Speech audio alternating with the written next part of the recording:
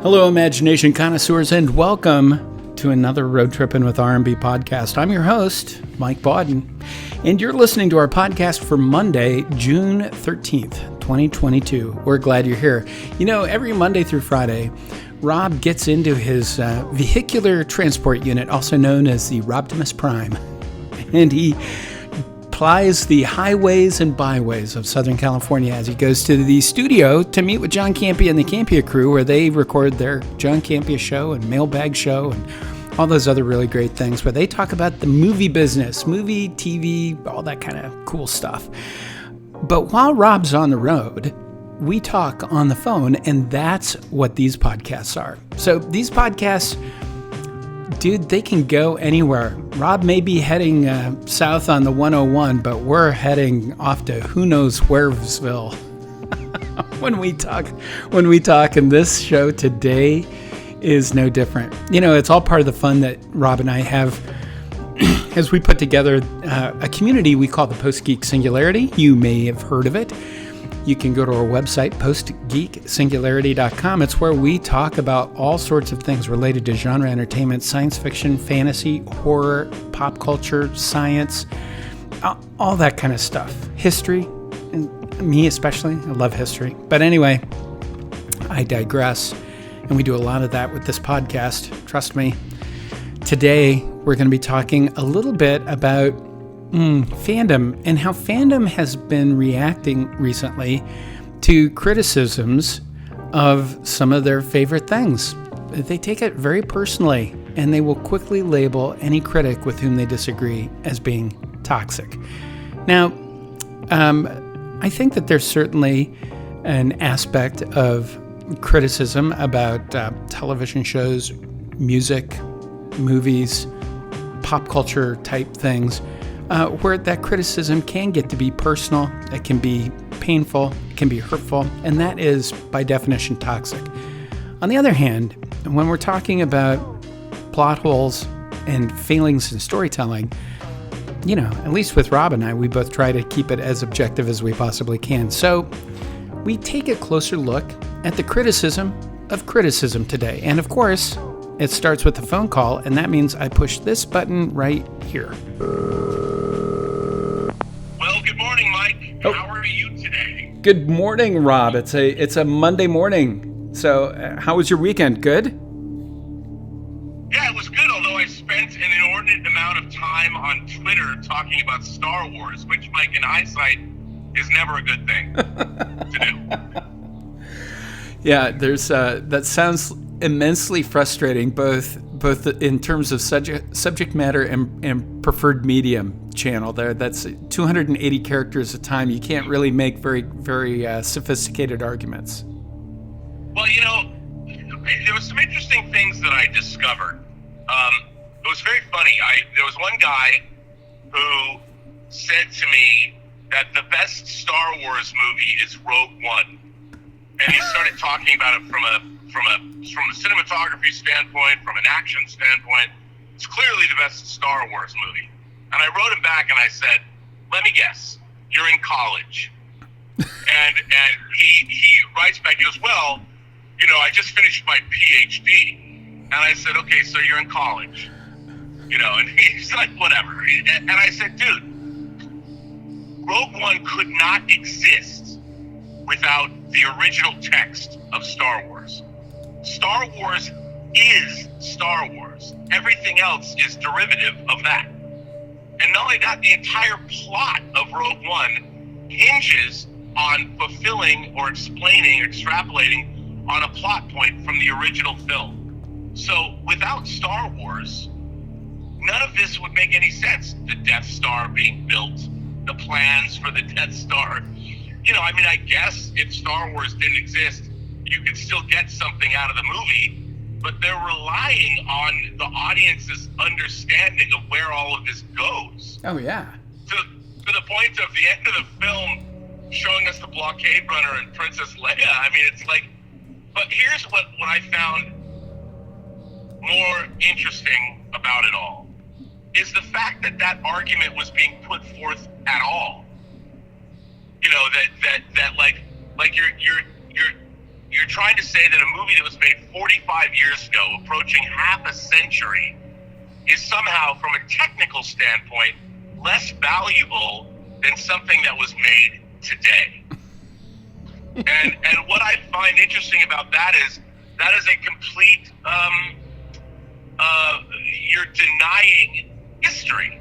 Right. That's like saying, you know what, the only music and the only paintings and the only whatever, I'm only going to listen to stuff made in the last, since I've been alive. And I get that. I start hearing that more and more and more. And it's funny to me because juxtapose that with this resurgence of Kate Bush. Mm-hmm. They used the song Running Up That Hill, which I believe is from her 1985 album, The Hounds of Love. Well, now, I was a Kate Bush fan in the 80s. I even have a Japanese laserdisc of all of her videos. So if you want to talk to me about cloud bursting or babushka or like This Women's Work that was in the John Hughes movie, She's Having a Baby, or The Sensual World, her album The Sensual World, which is one of her later albums. I mean, I could talk about that. Mm-hmm. Well, now, there's all of these people, all these young people that are watching Stranger Things and her song Running Up That Hill, which has been covered by a number of bands, and people are like, I like the placebo version better. Whatever, that's fine. But the idea that somehow that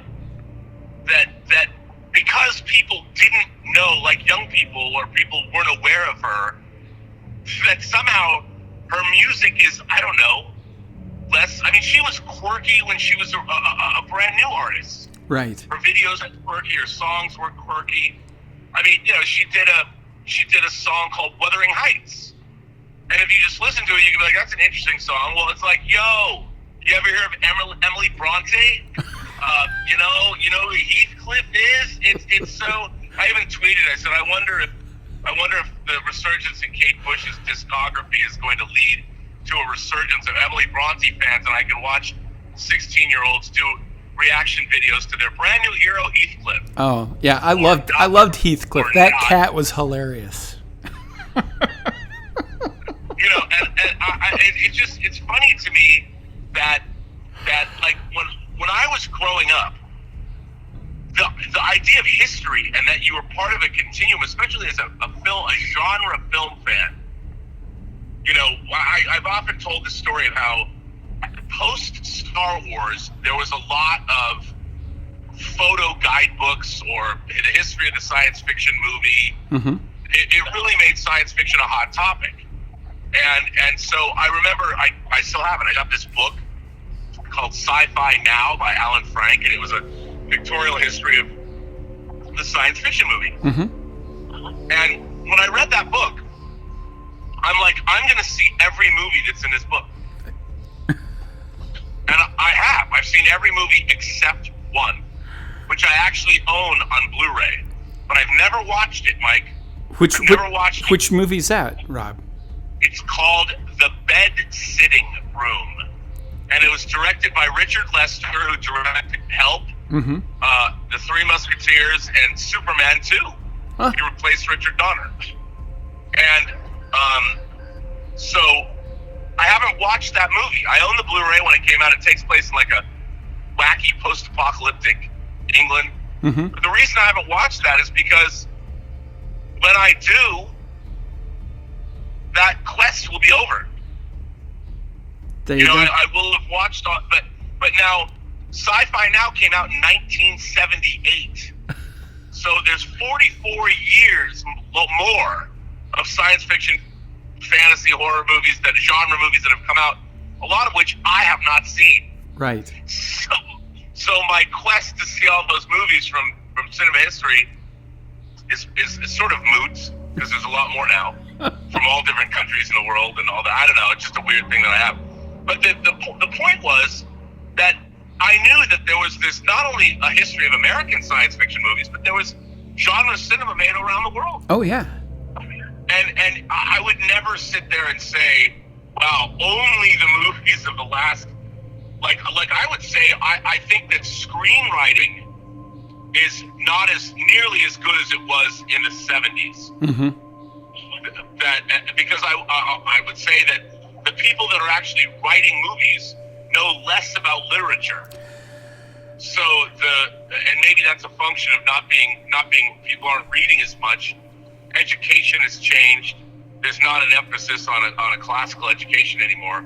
So, when I read these things, when people say, like a PhD candidate says that Rogue One is, he has his PhD, so he's no longer a candidate. Rogue One is the best Star Wars movie. I'm like, I have to say, you can't say that a movie that came after the original text could necessarily be better, because it was the original text that was successful enough that spawned these sequels. Now, you can have a sequel and say it's superior to the original movie, but ultimately, you have to acknowledge that the original Star Wars was an incredibly groundbreaking piece of cinema that changed the entire movie industry, in addition to changing the perception of science fiction or science fantasy films and what the audiences would accept. And those things are frequently left out of conversations. And somebody will throw back at me, well, Rob, what does it have to do with whether or not the movie's good? And I would say your criticism of the film does not take into account what a bombshell it was to pop culture in 1977. And who said this thing that resonates with me? At my own panel that I've been doing since 2002 at San Diego Comic-Con, we'd be celebrating our 20-year anniversary this year. The Starship Smackdown panel. About 10 years ago, Neil deGrasse Tyson came to our panel, which I thought was insane. And I thought for sure he wouldn't put up with our ridiculousness, and he would get up and leave. But he didn't. He stayed for the whole panel. And it came down to the refit Enterprise from the motion picture versus the original Enterprise from TOS, the original series. And Neil deGrasse Tyson, we asked, okay, Eddie, we'll throw it out to the audience. Will anybody like to speak on behalf of one of these ships? And Neil deGrasse Tyson stood up. By the way, you can see this on YouTube. You can watch his defense. And he makes the point that you have to understand what the Starship Enterprise looked like to the audiences of the day that first saw it. And I'm like, yep. I mean, that's all part of it. And you have to understand how groundbreaking. Back in the day, spaceships either looked like rocket ships or they looked like flying saucers. Well, the Enterprise kind of combined both of those ideas into something new. So it wasn't totally alien, and it wasn't totally like, oh, why does it look like that? It had those elements in it, and people could look at it and go, wow.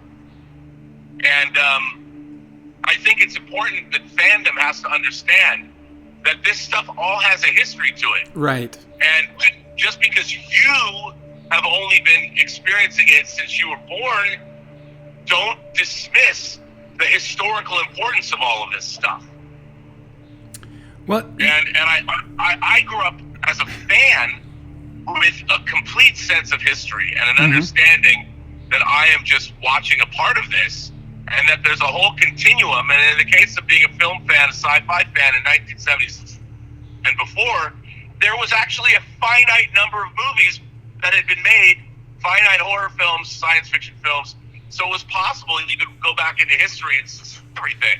Now there's twice as much, 10 times as much. Right. But before you could, and you could feel like, oh, I can actually study history and I can watch all that has existed.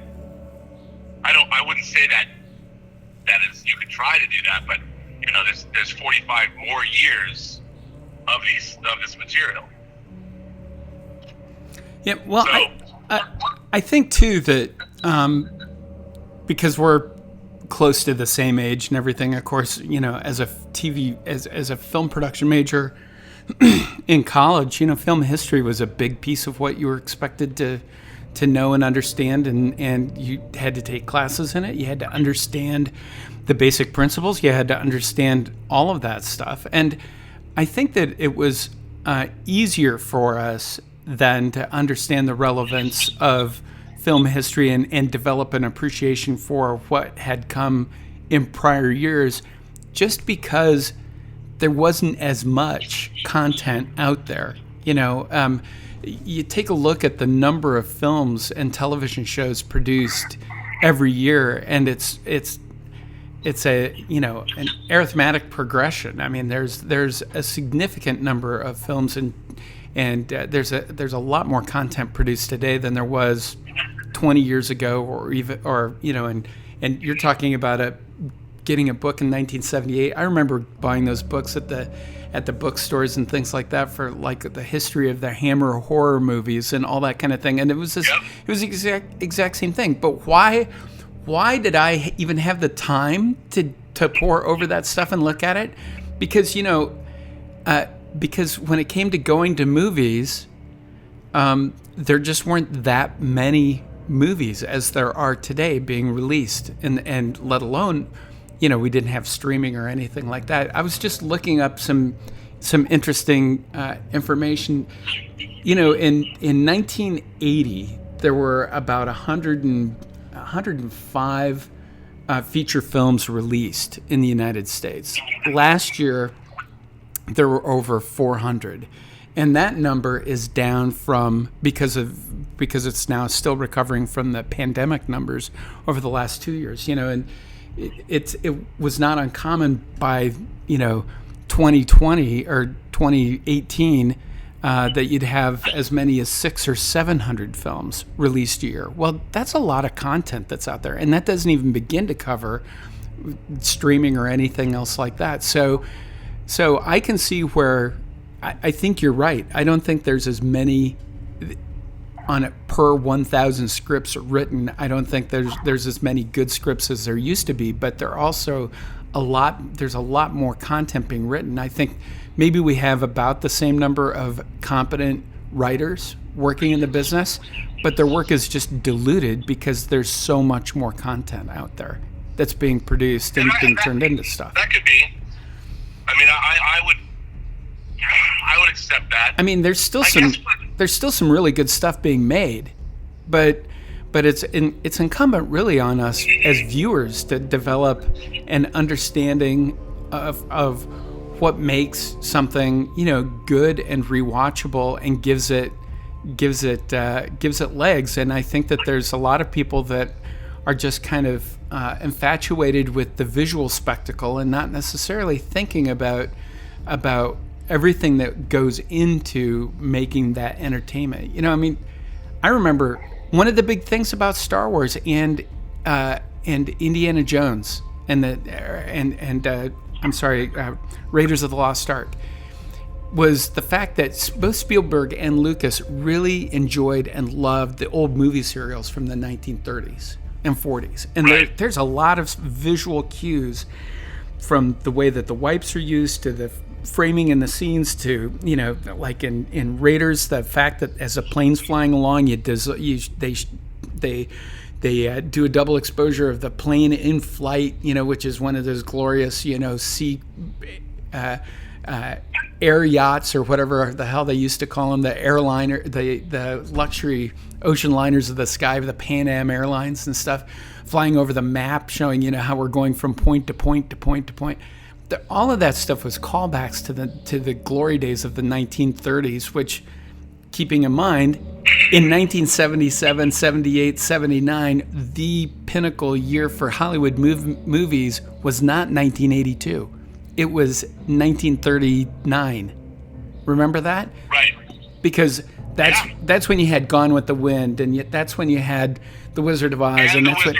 Absolutely. Yeah. I mean, you read the list of the movies that came out in 1939, and you can understand why for you know, 40 or 50 years people considered that to be the pinnacle of Hollywood filmmaking. But you talk to anyone under the age of 40 today, and they would never even consider that as an option. That anything that wasn't in color, it's like you gotta be crazy. I think that's what I find sort of distressing about modern fandom. And this is another thing, you know, there's a lot of talk about being a toxic fan and being a gatekeeper. Like, people throw the word gatekeeper at me a lot lately. Mm-hmm. And to my understanding, a gatekeeper is somebody who's literally shut the gate and is preventing you from experiencing something or getting to wherever it is you want, whether you're going to go across the bridge because there's a troll who's shutting the gate and won't let you pass, or whatever. Now, I am not shutting a gate on anyone. Right. I try to provide cogent criticism about things. And yet, when I don't criticize people, well, I criticize writers of certain shows and stuff, but I don't criticize fellow fans necessarily. Mm-hmm. So if I say something like fans should be more demanding of, and I'm like, I am a fan. You know, I've been a fan probably longer than most of the people that follow me on Twitter. Mm-hmm. And you know, I expect a certain amount of, because fandom, I used to get into a lot of really interesting conversations with people. And now if I'm criticizing Star Wars or Star Trek or something, you know, there's a lot of people that their identities are wrapped up. Like, even Star Trek, I've never just loved Star Trek because it's Star Trek. I've always been critical of Star Trek.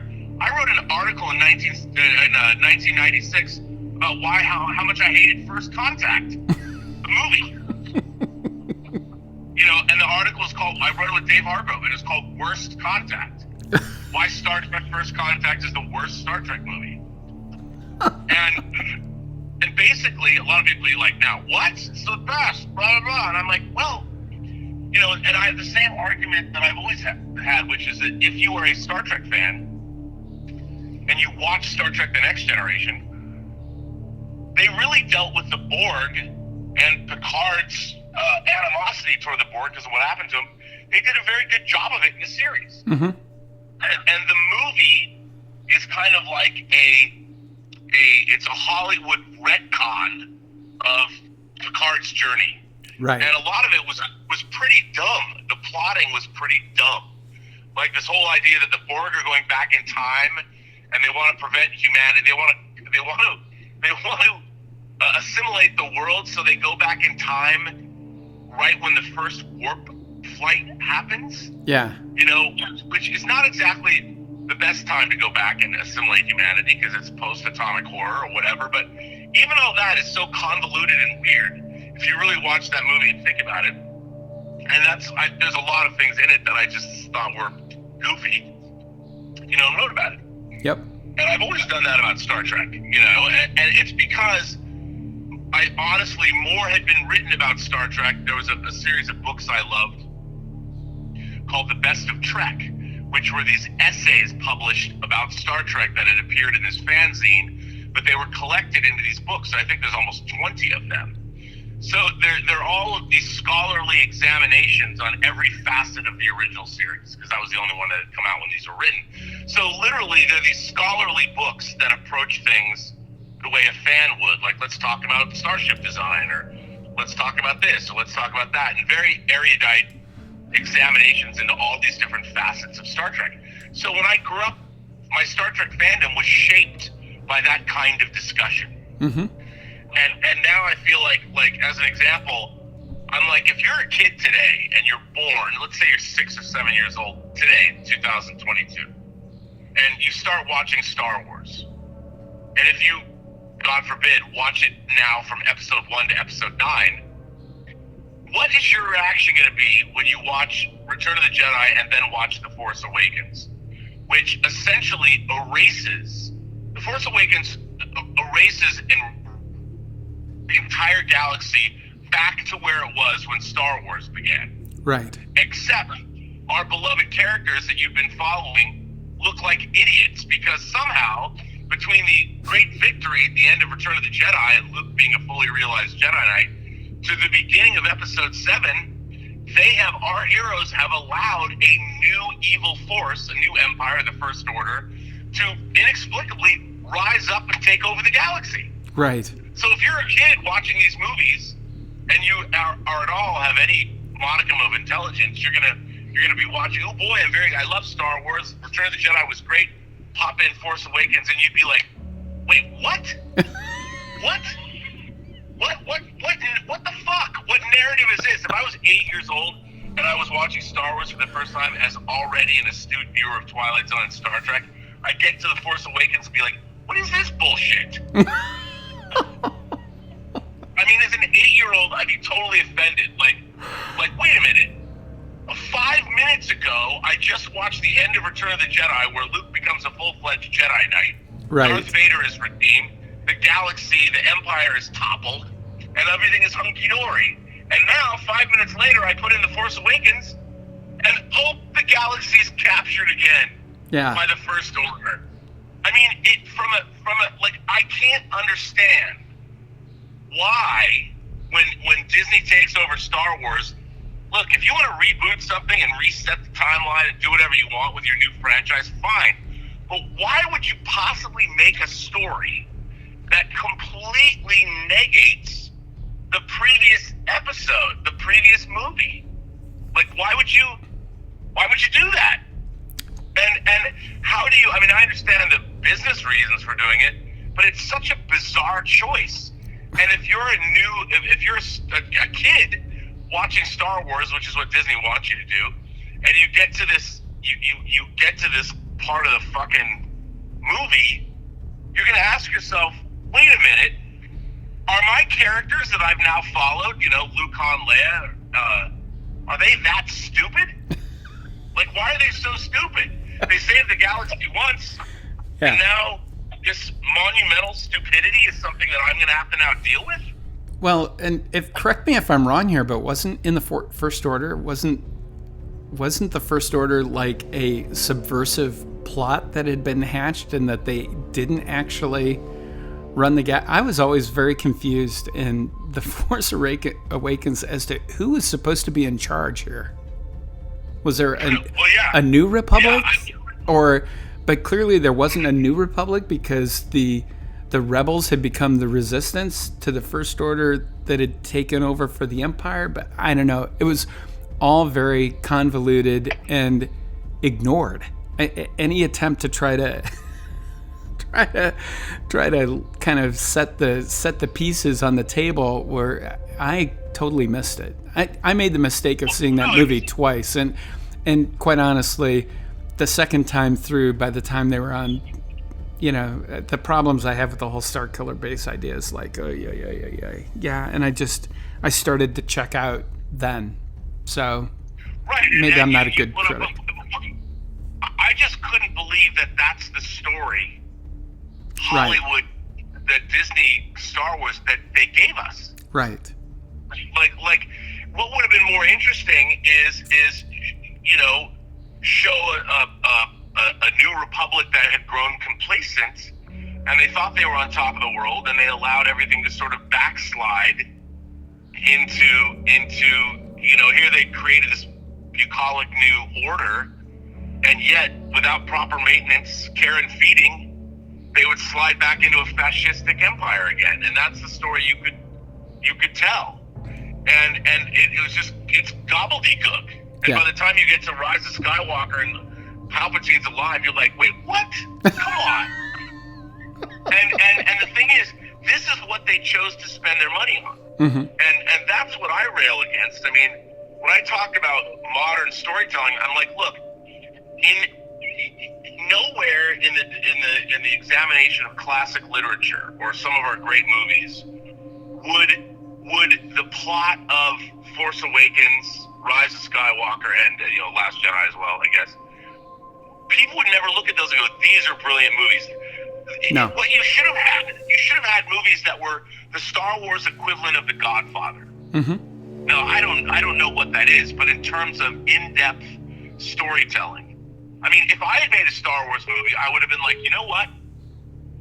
Luke Skywalker is now Michael Corleone. Right. He's not a crime boss, but he is trying to maintain power in the galaxy.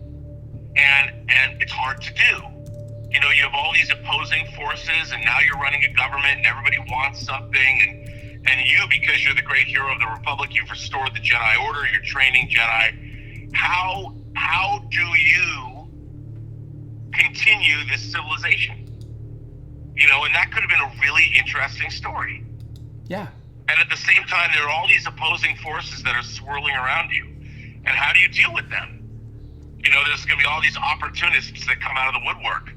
And there's going to be everybody that has different ideas about how we should have this galaxy work. And now, 30 years on, after Return of the Jedi, you see that this great new civilization. I mean, it's the same thing that happened. We're seeing it right now. The Berlin Wall fell down a little over 30 years ago. You know, communism fell, and yet right now we are watching Russia aggress against its neighbor, and it has been, whether it's Georgia, whether it's Chechnya and Syria, whatever. And you're watching the reestablishment of the Cold War, but in a different, more dangerous place. Right. Well, I mean, historically, from a historical perspective, winning the peace has always been more difficult than winning the war. And you could have done 3 episodes after the original trilogy that would have been your sequel trilogy that literally could have played a slow burn on, you know, the attempted uprising to thwart the New Republic, but could have started off with a whole variety of skirmishes that would have taken you to all kinds of new worlds and given all of your characters opportunities to be heroic before they finally coalesced in the second or the beginning of the third movie. I mean, had anyone given it that kind of thought, maybe you would have had an opportunity to not make just a trilogy, but an entire array of interesting Star Wars stories and Star Wars movies that didn't have to lean quite so heavily on the original trilogy, that would have created a lot of momentum into an endgame type finale to it. But, you know, it's ironic, as much money as Disney spent on Lucasfilm, that it just seems like there wasn't more care and attention paid to figuring out how to maximize the in-theater exposure, because everything about these kinds of franchises is built on what are those communal viewing opportunities going to do? What kind of momentum can you create out of them? Now, granted, those movies all made $1 billion at the box office, but there's no reason why that should have been as far as they went. They should have been, quite honestly, $2 billion box office movies. They should have been, I mean, To be fair, Force Awakens was $2 billion, and Rise of Skywalker barely eked out $1 billion. Yeah.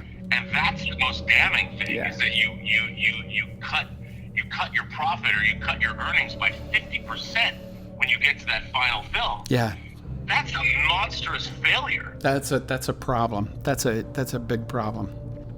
Yeah, I mean, it's and I know people love Star Wars, but my whole thing is that you know, you can love Star Wars and be critical of it, just like I love Star Trek and I'm very critical of it. And you know, you watch other channels, like, you know, a lot of people yell at me. They don't like the fact that I'm friends with certain online pundits they don't approve of. But, you know, Gary Beekler's delivery Nerdrotic's delivery is maybe different than I would deliver stuff with. But, you know, I watched this morning, I watched a video he did, a 17-minute video on the state of Amazon's Rings of Power series. Mm-hmm. And what he brings up is whether you appreciate his tactics or the way he approaches things, what he brings up about what they're doing to Lord of the Rings and what they're doing to Tolkien's lore is exactly correct. And he's a huge Tolkien fan, and it's like, you know, you look at this stuff, and his point was, these creators decide that they're going to make this stuff, quote unquote, their own. Right. And to me, it's like, look, you know, J.R.R. Tolkien said he was making mythology for the UK. And that's what he did. And now everyone's like, well, you can't have that. You gotta be inclusive. You can't make it fit. But it's like, no, this was a very specific mythology for a very specific time. Obviously allegorical, because it's Middle Earth and all that. You're talking thousands and thousands of years going back. And then I understand, like, today, for today's audiences, they want everybody else. They believe that every audience has to see themselves in everything. And it's so weird to me that kind of diversity and inclusion never results in people bringing movies like RRR from India and putting them in theaters. Like, the last time I think any American studio put a Bollywood movie was Columbia Pictures put Lagan, which is a movie about cricket in theaters, and I went and saw it. It's like a 3-hour movie about cricket that I really love, and yet everyone talks about diversity and inclusion, and yet all these movies that are made around the world, we never get to see in this country. And there's no effort to be like, well, you know, it's only our brand of inclusion that anybody seems to be interested in, only the American inclusion. I'm like, you know, you might talk about, I get it, you know, Asian Americans want to see more representation of Asian American culture. Justin Lin began what was it called, Better Off Tomorrow or something. One of his films did that, and he did that, you know, and yet, where's all the great Asian cinema, you know, people, which is awesome. I mean, Korea is churning out some incredible movies, cop thrillers, horror movies, domestic, and you know, we'll get a Parasite that'll win Best Picture. But where's the rest of the Korean movies? Where in the wake of Parasite, you'd think that some American company would set up their own Korean division and just put out some of these awesome Korean movies that have been coming out, but no, there's none of that. Right. And it's so weird that we in America we're so myopic in our thinking, and it's frustrating. And you know, you get out there, and I'm trying to say, hey man, you know, there's a big bad world out there. If I want to be critical of Obi-Wan Kenobi, don't think I don't love Star Wars, because I do. Right. You know, Star Wars and Empire changed my life, but if I want to be critical of Kenobi, it's the funny thing, I'll be critical of the show, and everybody just comes after me personally. Well, you're a dick. You're an old man. You're a gatekeeper. I'm like, I'm a film pundit, and I've been a professional critic. I've been writing professionally about movies since the 90s. I was a pundit on a TV show on the Sci-Fi Channel called SF Vortex, and you know, I would argue, like, I was dissing the director of the Spawn movie, Mark DePay, to his face on TV. Well, I mean, the panel that you host at San Diego Comic-Con is called Starship Smackdown. I mean, it's a big part of fan culture, and it doesn't matter whether it's genre entertainment or sports or anything. Fans like to defend the things they love, and they like to critically evaluate both the things they love and things that maybe they're not so crazy about. You know, I always tell people, I'm critical of my kids, but I still love them. You know, I mean, it's like, I like Star Trek, but I'm not a big fan of the Star Trek movies. I mean, I think a lot of them are pretty bad, actually. And it's like, I would agree with that. It's like, I enjoy Star Wars, you know, but after the first two movies, the movies are, you know, they're okay, you know, but I like the world. I like. You know, I'm right there with you. You know, and but you know, the thing about the Star Trek movies, and this still plagues Star Trek incredibly. The Wrath of Khan is maybe the worst thing that ever happened to Star Trek, because everyone points to it and wants to emulate it. Right. And I'm like, they've already done that. Like, you know, I would look at something like Voyage Home and realize, here's a movie that has no antagonist. The situation is the antagonist. And, well, there's an alien probe, sure, but it's not like they're trying to destroy the alien probe. What they have to go do is they have to fix a problem that mankind created for itself by hunting whales to extinction. But I would say that one of these things that I just don't get is, why aren't people looking at all other different where's All the President's Men set in the Star Trek universe? I want to see that. Well, and I think you've made this point before. The MCU has done that. And you can go movie to movie to movie and go like, oh, this is this kind of genre, this is this kind, and the fact that they have kind of bent, mixed, blended, contrived, satirically lampooned different genres of movies in their films helps create a kind of a structure for a story, to tell a story within, that allows it to be fresh, allows it to be interesting. And this gets to one of the big things that concerns me. You know, we are now so many years into the MCU, and we have the Star Wars sequel trilogy out there, and more Bond and Star Trek and things like that, all dominating the conversation when it comes to talking about movies. That people under the age of like 25 or 30 assume that the movies they're going to see are going to be referential to something else that they could have seen in the theater. And they are missing out on like the first 80 years of movie making, where having a sequel to a movie was really unusual. It was a 1 in a million time when you would get a sequel to a film. The sequels weren't very good. Usually not, right? So I mean, that was one of the things that made the whole Fistful of Dollar and the whole Sergio Leone spaghetti Western trilogy amazing, was that those were 3 pretty good Western movies, and they all involved, that Clint Eastwood man with no name character, and it was like, that was really unusual. The fact that The Godfather came out with a sequel that was better than the original was literally earth-shattering to some people. And which also then, when they came out with Godfather 3 and it wasn't as good as Godfather 2, everyone was like, well, see, you can't catch lightning in a bottle. So the idea that there are sequels and now prequels to established movies that are out there, that's a relatively new thing.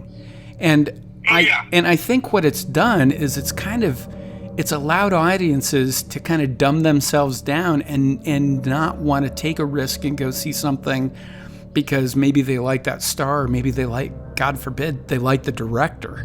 Or, oh, it's another Raymond Chandler movie. I love that guy's writing. I'm going to go see that. They kind of ignore these other contributors that contribute to the quality of the product. And now we're disappointed when we go to a Star Wars movie and it's really just kind of a visual spectacle without much story and with giant gaping plot holes, or we have a director who directs a film whose only direction really to the stars is, you need to do this faster. It's like, what? I mean, what kind of direction is that?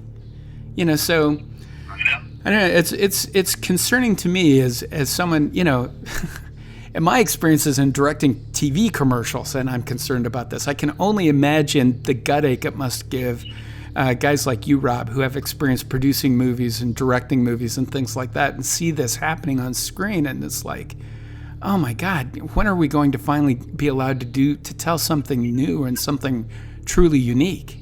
Because the new and unique stuff right now is not doing so well. Although you look at something like Everything Everywhere All at Once, mm-hmm. which is now A24's biggest title worldwide. That's a really innovative film. It didn't break the bank. It was made very economically, and people are loving it. Yeah. Word of mouth has carried it there, and then of course you look at Top Gun Maverick, which is approaching $750 million worldwide. Who would have thought that? Yeah, but then you have Jurassic World Dominion. That blew up the box office this weekend. Everyone was going like, "Oh yeah, no, this movie is pretty bad." Yeah, but you know what? That movie was review proof. Yeah. It was always going to make money. Because the Jurassic World, first of all, kids love dinosaurs, and the Jurassic franchises has been a license to print money. They're impervious to reviews, but I do think that when people go see it, I think it's going to have a precipitous drop off, and because no one likes this movie. Right. I mean, some people do, but most people are like, mm-hmm. It's a dinosaur movie, who cares? But again, it kind of underscores the point that I was making, is that it's a sequel, and people kind of know what to expect. Right. They know they're going to see some really interesting looking, cool dinosaurs. And they're not really even thinking about what are the words going to be? What are the motivations of the characters? Can they even name the characters? Doesn't matter. Right. It's like, Yeah, well, it's funny. Like, I know Ian Malcolm. I know Jeff Goldblum's character. Sure. And same with Laura Dern and I can't remember his name. Sam Neill. Sam Neill. Sam Neill. And it's like, I don't know. I have no idea what Bryce Dallas Howard's name or what Chris Pine or Chris Pratt. Pratt. Chris Pratt. I have no idea what their character names are. Right. I just think of it as Chris Pratt and Bryce Dallas Howard. That's how I think of it. It doesn't matter. Right. It doesn't matter. And like my thing is like I don't even know if I'll even see that movie. Right. Because having read about it, there's nothing I haven't read. Sometimes I'll read reviews and the story is different than I think. I'm like, wow, that sounds really intriguing, and I have to go out and see it. Like in my mind, that's how I used to buy these lurid horror paperbacks. Like if something had a really interesting description, I would think about it. Like I gotta go back and get that book because I was thinking about the plot. I'm like, how is this gonna unfold? Like I remember one of the scariest books I've ever read, and it's not scary in a traditional sense. It just unsettled me. And I talked about this on the show, on John Campia's show. There's an author, a scientist, but also an author named Charles Pellegrino. Mm-hmm. And he was the scientist who put forth the theory that you could clone dinosaurs from mosquitoes trapped in amber. Right. That you'd be able to get. So he wrote a book called Dust, which was one of the, I don't know why, I was so unsettled. In this book, the premise of the book is that there is a massive die-off of all the insects in the world. Mm-hmm.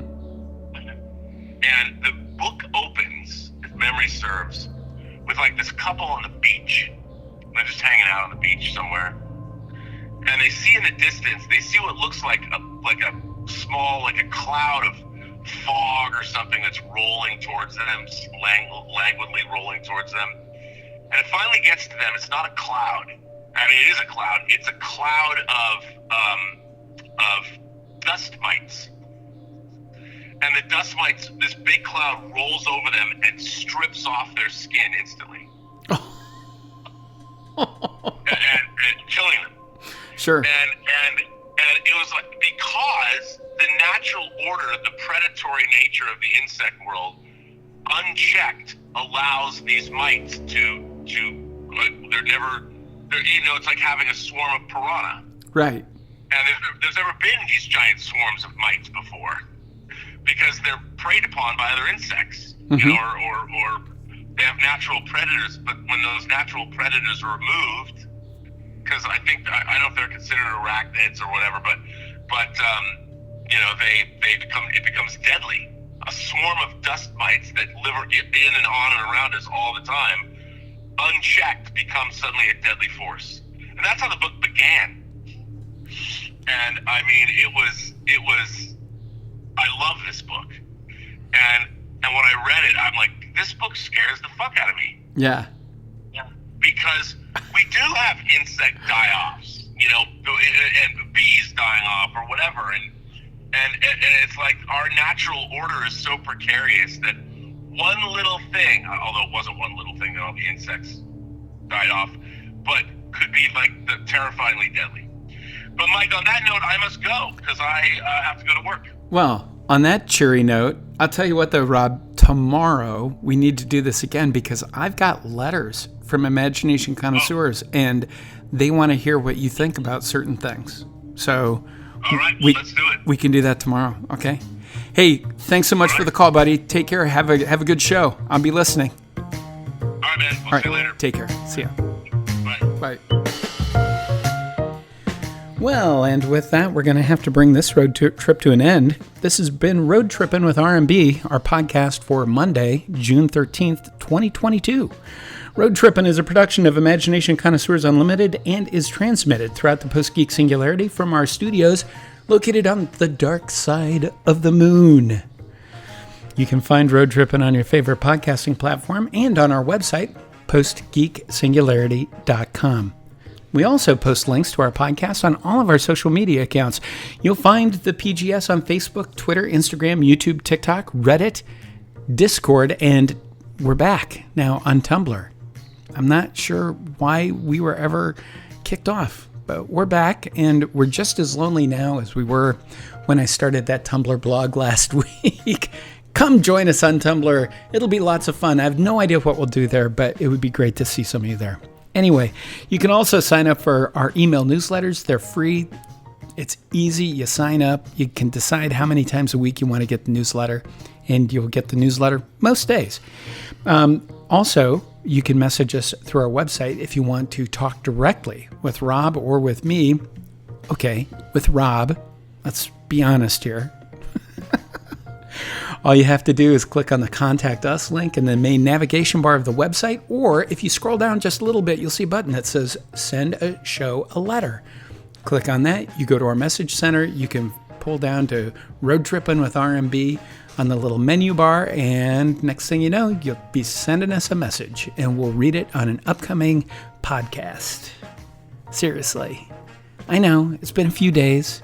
I keep reminding Rob we've got some letters. We'll do those tomorrow, though. I promise. We do want to hear from you, and we hope you want to hear from us. You can do that by tuning in Mondays through Fridays in the afternoon sometime after I go ahead and get the podcast up. But it's fun, it's easy, and we really enjoy spending some time with all of our fellow imagination connoisseurs. This is Mike Bodden. I'm the host of Road Trippin', and I'll talk to you tomorrow.